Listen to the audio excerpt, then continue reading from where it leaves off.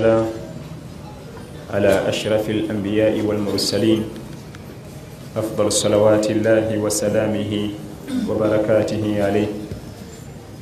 أما بعد، والسلام عليكم ورحمة الله وبركاته. tumebaza jalla jalaluhu akyatuwadde obuwangazi.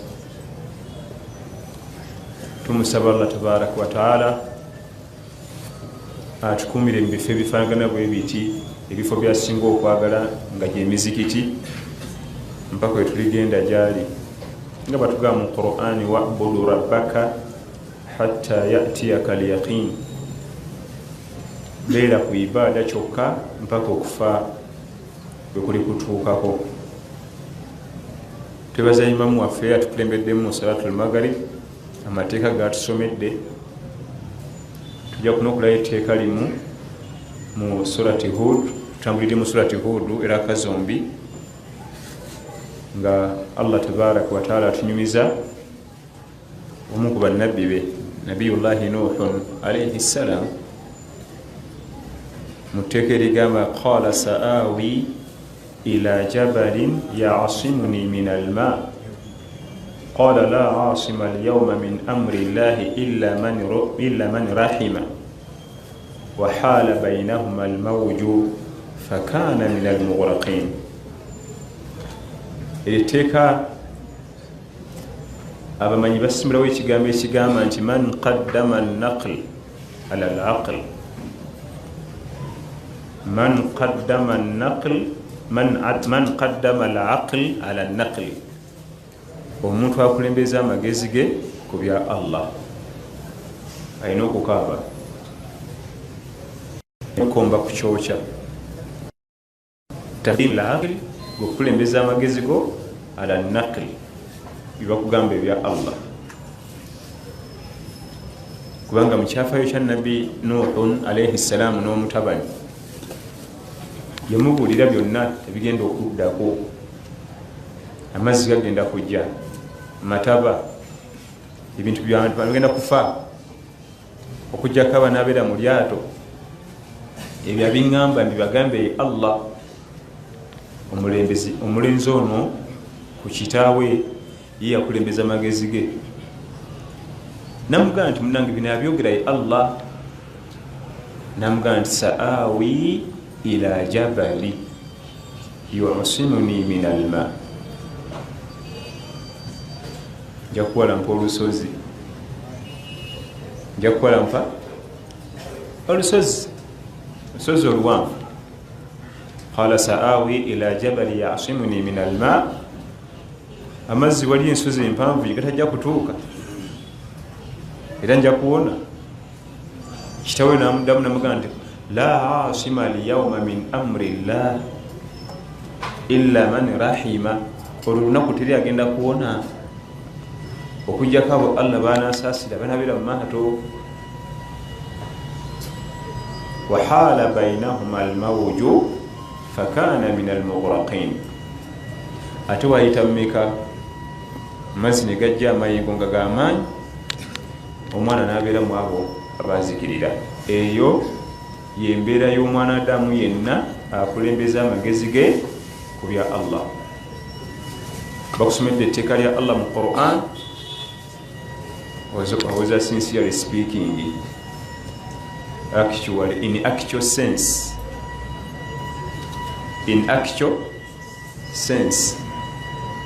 etteeka lya Allah kasita lirabikako mu kifo, mu kitundu, amagezi go teekawa. Teri yali akulembeza amagezi ge ku bya Allah okujjako nga gy'amalira kuzikirira, maziga, biwoobe na kulaajana. Eryo etteeka imamu waffe alisomedde mu salatul maghrib ey'olwaleero. Eyo tuvuddeyo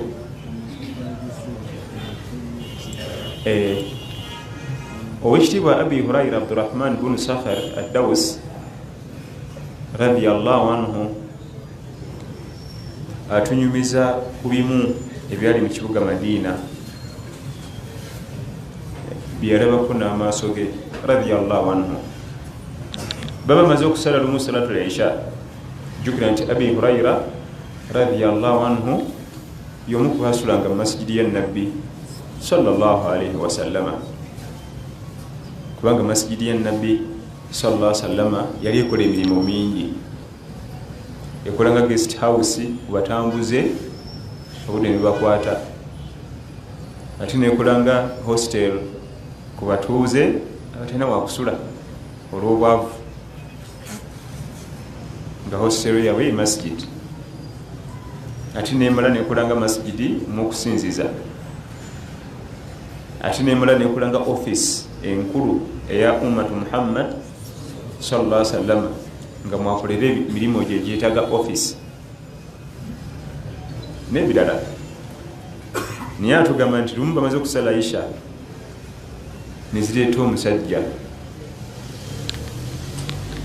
tamanyikiddwa gyava, namugamba nti ya Rasulallah inni majhud, ya Rasulallah inni majhud. Majhud ng'ategeeza nti mpeddemu essuubi, nva lugendo sikyasobola kweyongerayo, sina wadde Simooni mu nsawo, njala endi bubi, sina wakusula.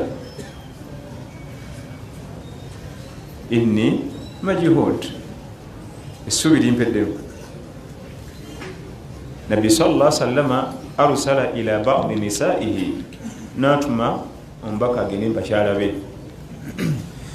Ensonga zino zonna zayogedde, enjala endi bubi, sina wakusula, waliwo ezisooka okukolebwako kati ng'ey'enjala eyo terinda, then tulabe okusula. Natuma mubakyala be, kyala namugamba nti genda omugaye nti la ajidu illa alma, sinake nina munju kakulya, mpozza amazzi. Omutume gwe baali batumye nayakomawo namugamba nti mukyala agambye bw'ati. Natuma ow'omulala mpaka bonna ebaggwayo abakyala be 9 be yalina mu kaseera ako, nga bonna teeka teri kyakulya okugyako amazzi. Nabbi naddayo masjid sallallahu alaihi wasallam, mwali mukyalimuko kubamu abakeerewa masjidi nga isha ewedde. Nababuuza ani ayinza okusuza omugenyi wange ono? Omu ku ba Ansar, enzaala z'Omadiina, qaala ana, tinze nsobola omusuza. Njagala ansulize omugenyi wange amukomyewo enkya ku salaati subuhi, naye jjukira nti omusuza mulimu n'okulya. Ansari sabono munnamadiina n'atwala omugenyi ewaka, namuteeka mu ddiiro, n'agenda emanju, n'alaba ati namugamba nti tunawo k'okulya. Namugamba nti la illa qutu subiyan, ak'okulya akaliwo katono k'abaana era nabo tekajja bamala. Qutu subiyan kwe kumutegeeza nti mu ddiiro waliyo omugenyi naye wa mubaka Muhammad sallallahu alaihi wasallam. Era n'ateesa ne mukyala we nti abaana babuzeebuze otulo tubabbe, kubanga bato olw'okuba emisana bazannya n'amaanyi mangi, otulo bwe tumubba khalasi kiba kiwedde. Amakulu babuzeebuze bebaka enjala. Omukyala n'akikola.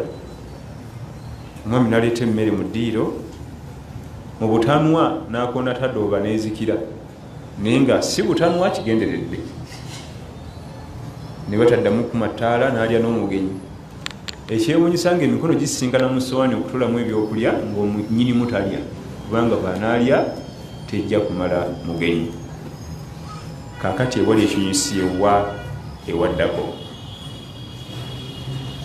Bagenda ku salaati subuhi n'omugenyi, basanga Nabbi sallallahu alaihi wasallam abalindiridde ku mulyango gwa masjidi. N'agamba Semaka eyakyaziza omugenyi, laqad ajaba Allahu an sani'ikuma bidayfikuma al-layla wa fi ba'd ar-riwaya al-bariha. Laqad ajaba Allahu, Allah yasimye, Allah yasimye enneeyisaayo ne mukyalawo ku mugenyi wammwe jinge gimuyisizaamu. Allah yagisimye. Jukira nti Allah okusiima ebajjana. laqad ajaba Allahu an sani'ikuma bidhayfikuma al-layla. Byonna ebyabaddewo nga yabitegedde dda sallallahu alayhi wasallam. Hadithi eri mu Bukhari. Kati ebyokuyiga ebiri mu hadithi awo tuyingiriramu. Ekisookera ddala hadithi eno Allah tabaraka wa taala yali agala tulaga embeera za nabbi sallallahu alayhi wasallam mu maka ge.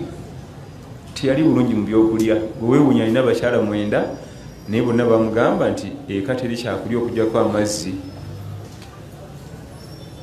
Oyo ani? Sallallahu alayhi wasallam. Mukyala asooka siinaawo mpozi mazzi, owokubiri siinaawo okugyako mazzi mpaka.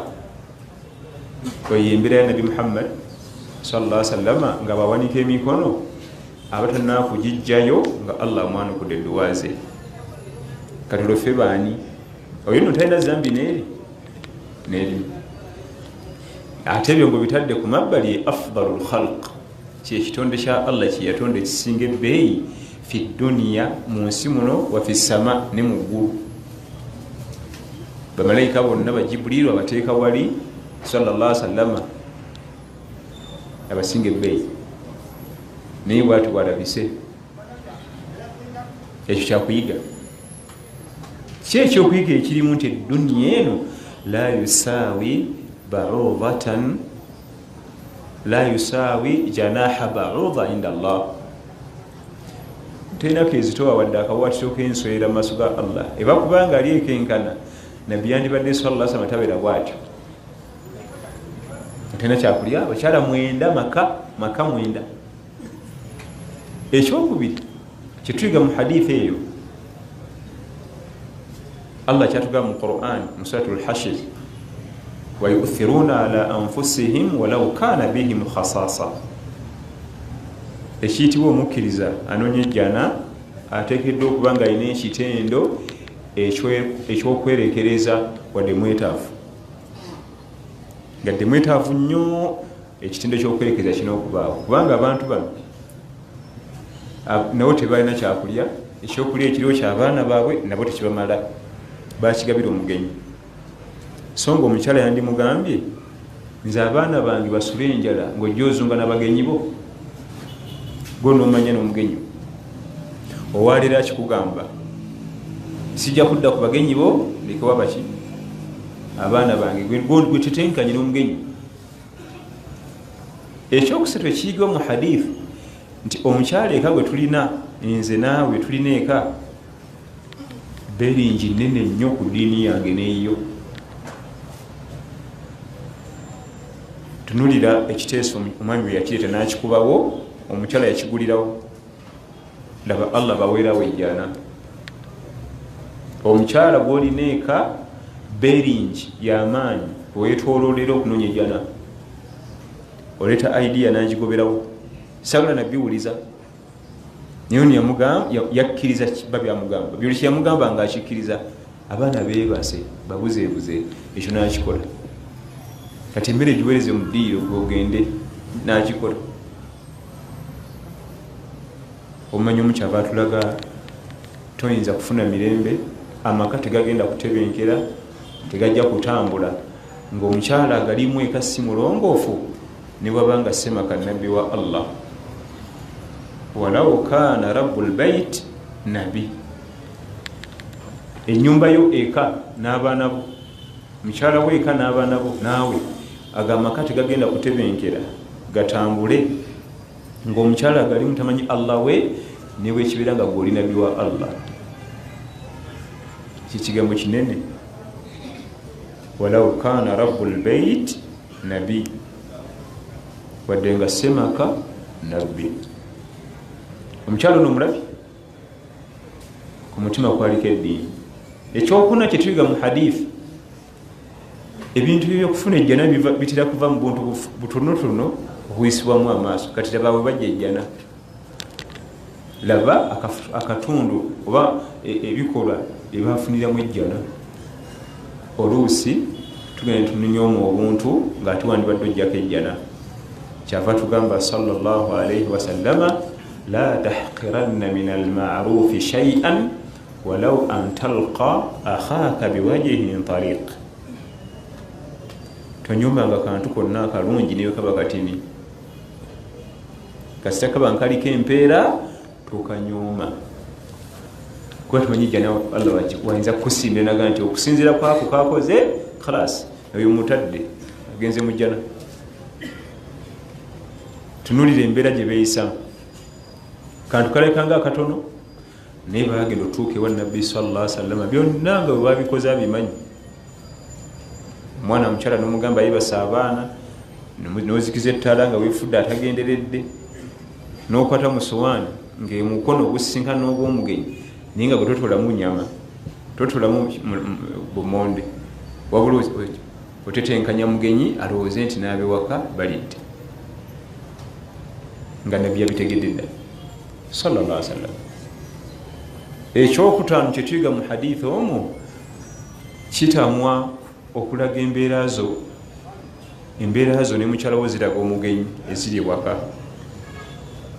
Kitamwa mu Busiraamu okuddira embeera ze mwina ewaka ne muziraga omugenyi. Bamulaga nti emmere eri ewaka nsufu obungi, eyo yonna yiyo ffe tulina, naye ng'abaana basuza enjala. Bonna ekyali kibaluma ye ne mukyala we baana, kasita babajjako ne beebaka negandi kati ddiirwa eyiseemu, naye nga bo balidde. Kasita abaana beebaka nti baasi alhamdulillah ekigendwa kyaffe kiyise. Kitamwa okulaga embeera eri ewaka, mwayombye, ebyenfuna ennaku zino byakendeera, waliwo obutakkaanya wakati wa munno, kasita omugenyi ajja sooka biteeke ku nkondo, kubanga oluusi omugenyi ayinza okulowooza oba nze mbatabula oba tebanjagadde. Ate nowabira omukyala nga talina luganda bulungi, ayinza okuga nti oba omukyala alowoozeza namutwalira omwami, oba wabira mwami nga talina luganda luganda kuwagala mukyala wawaka, era naye ayinza okoza kyekimu kyoba omwami anyiize nga lwezanyiza omubbira omukyala. Era ne Nabiyullahi Ibrahimu alaihi salam bwatu bwe yakola ng'afunye abagenyi.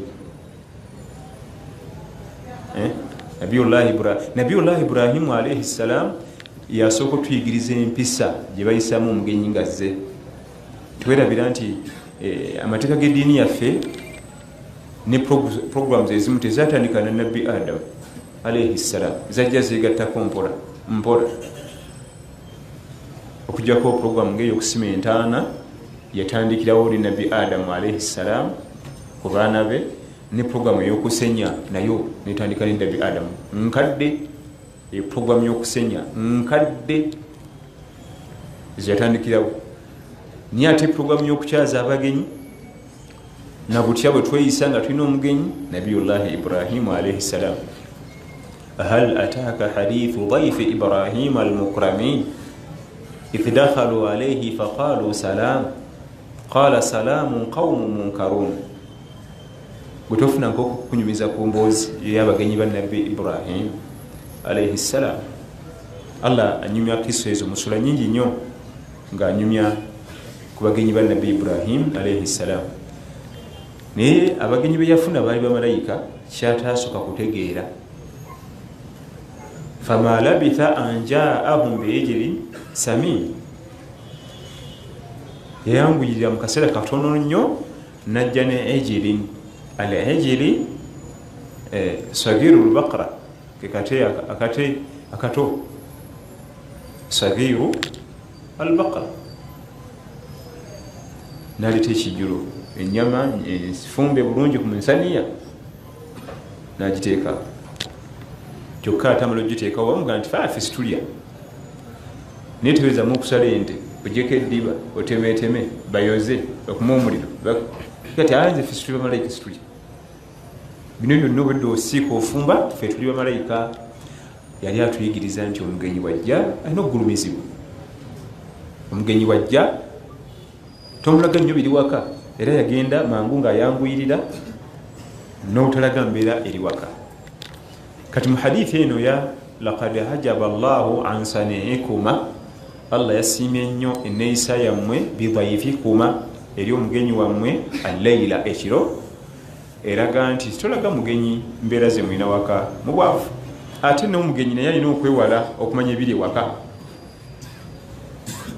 omugenyi alina okwewala okumanya embeera ziri waka nga ayita mu kutuula batamugambye uyo remote azisise yatandise okuzinyiganyiga ataddeko switch za TV fe TV yafadda eyo just decoration ya diro yaffe tulowooze nti TV eraga abagenyi balowooze bwe batyo yafa totuula nga tebanakugamba kubanga bw'otuula nga tebanakugamba oyinza okuleetera obubugo obuziina bwaffe okubikuuka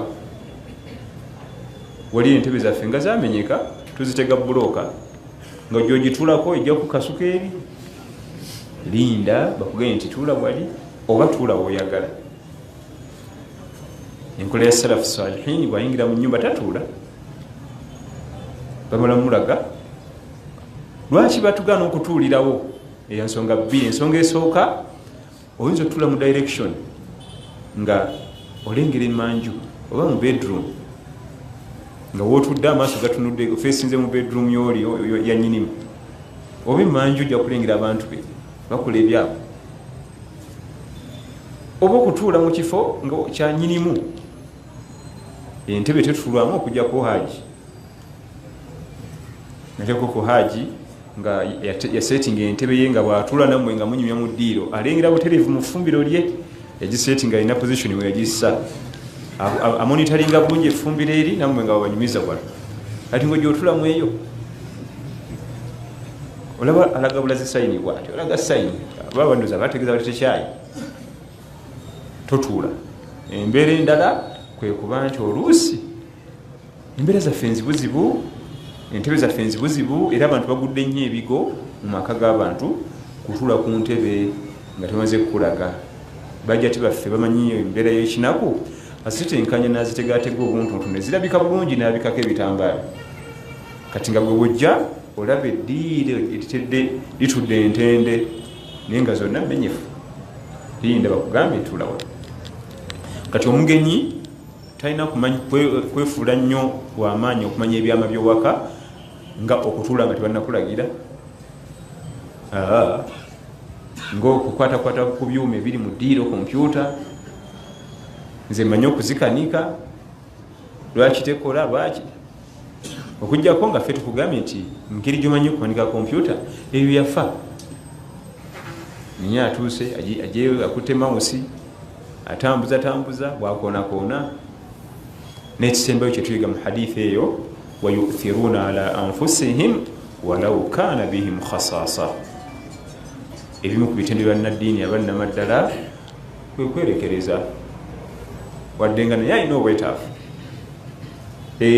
ezimu ku areas mu bifo oba mu biseera wabeera empeera ennyingi olina amenvu abiri naye kennyini gogenda okusulirira tegakumala gwe kennyini muno naye azze naye bwatu bwali noga nti twalako limu nange ensigaze limu wadde nange tegagenda kumala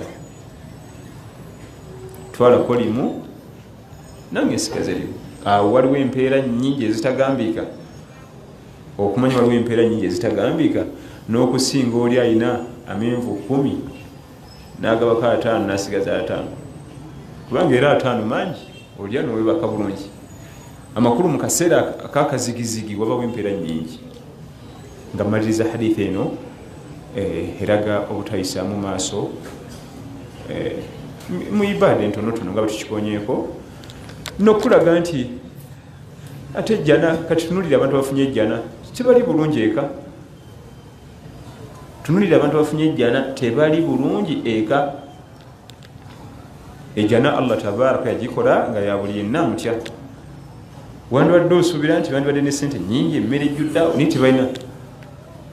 tebalina kantu tebalina kakulya wa barakallahu fikum wiiki ewedde twamaliriza ekitabo kyaffe 40 Nawawi insha Allah nga tugenda kutandika nawaqidul islam al-ashara ensonga ezijja omuntu mu busiraamu esooka nnyingiko naye tujja kumenyayo 10 abamanyize beegattako ensonga ezijja omuntu mu busiraamu esooka nnyingiko naye tujja kumenyayo 10 abamanyize beegattako.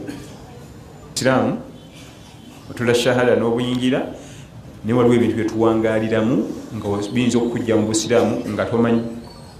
Isiraamu otula shahada n'obuyingira naye waliwo ebintu byetuwangaaliramu nga biyinza okukujja mu busiraamu nga tomanyi.